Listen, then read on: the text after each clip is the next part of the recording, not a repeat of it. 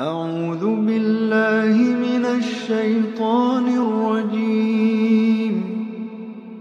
بسم الله الرحمن الرحيم.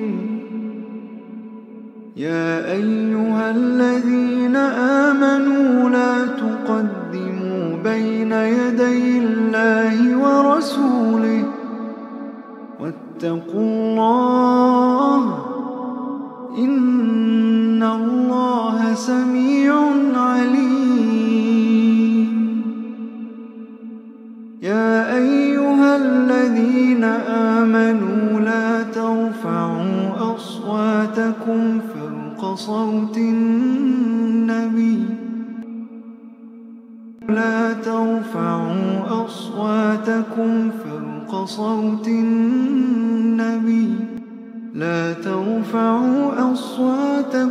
فوق صوت النبي ولا تجهروا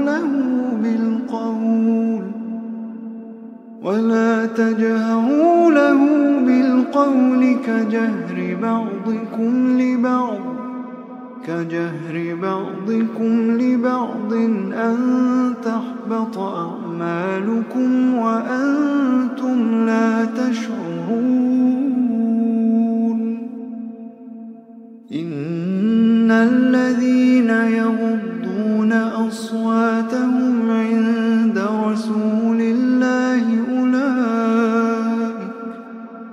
أولئك الذين امتحن الله قلوبهم للتقوى لهم مغفرة وأجر عظيم. إن الذين ينادونك من وراء الحجرات أكثرهم لا يعقلون.